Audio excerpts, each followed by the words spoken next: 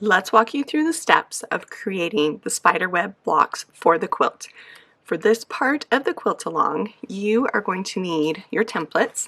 They are included in your pattern, a small and a large. I've already gone ahead and cut out the large.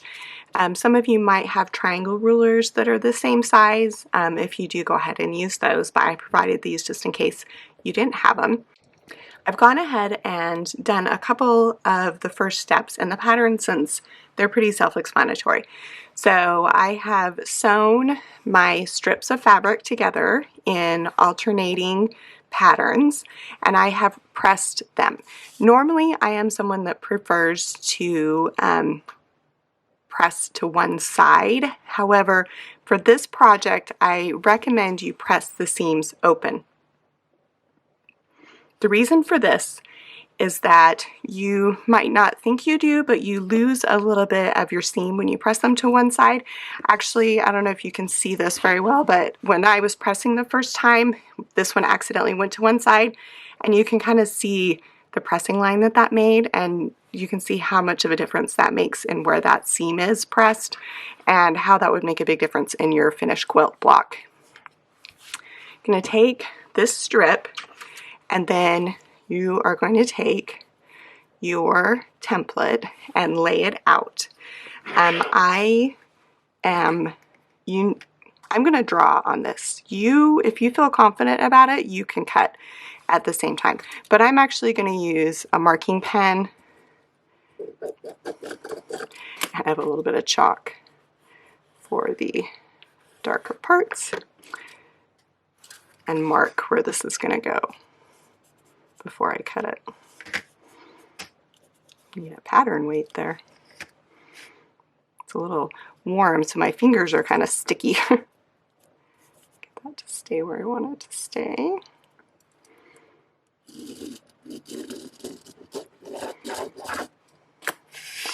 Just double check that is correct, and it is. At this point, I'm going to take my quilt ruler and line it up on that line that I just drew, and I'm going to cut.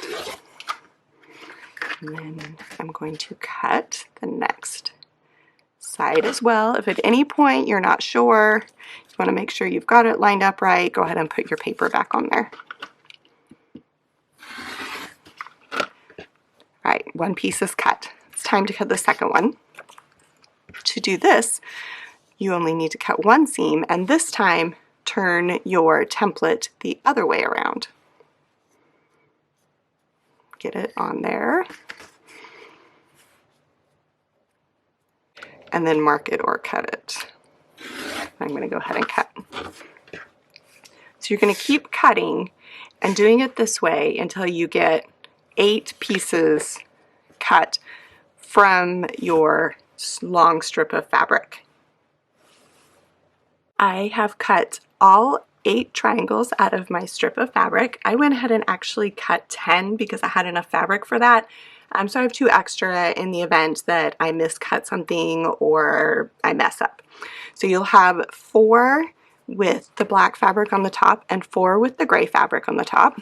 And it's very simple layout.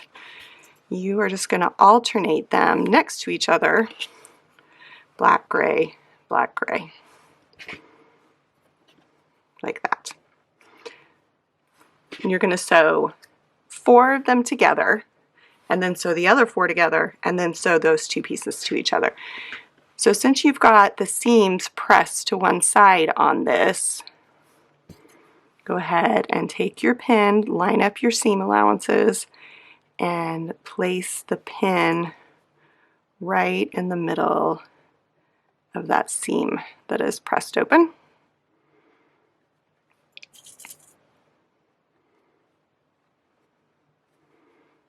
Like that. And when you sew, make sure that you are using a scant 1/4 inch seam allowance, otherwise this isn't going to come together correctly. I have my 2 sections of 4 triangles each sewn together. I have also gone ahead on the back of this block and pressed the seams open on both of them. Now the last thing to do is just to sew the two sections together. I find when you sew it into two sections like this versus sewing them one to each other all around the circle, that you get less bulk in the seam and that the seam is easier to manage, because if you keep sewing all the way around, by the time you get to that like 7th triangle, you're going to have so much bulk and that seam is going to drive you crazy. But this is a great way to kind of reduce that center bulk and get a crisper center. At this point, your block should be as flat as possible.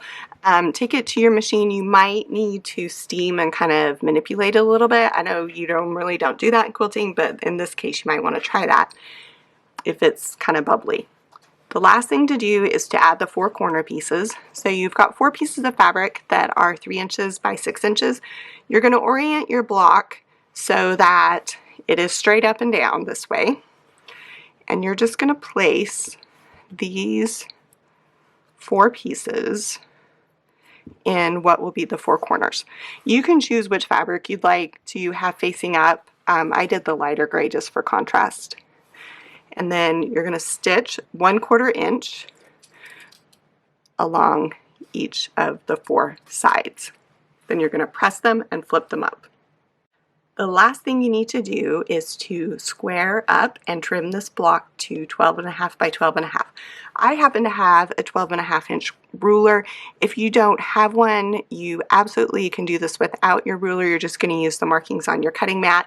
But since I have it, I thought you guys might like to see how I line this up. So there's the center, and I've got center lines going this way, and so I'm just going to trim around all 4 sides.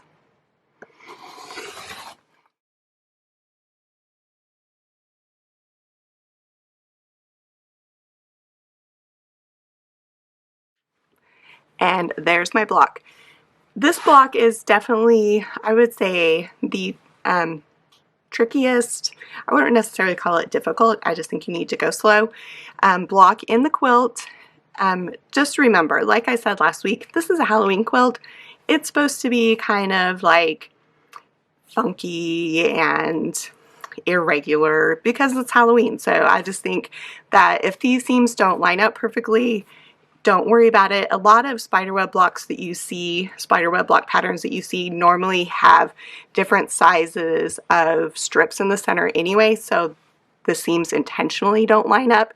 If this is completely throwing you off and you don't want to do this at all, go ahead and take some of the fabric. You could use a stripe fabric if you kind of want the look, and just cut the pieces with the template. Don't pieces first, just cut the pieces with the template. Use black fabric, gray fabric, purple fabric. You could use a different fabric in each triangle. It's totally up to you, but there are lots of ways around it if you're not wanting to create the spiderweb block.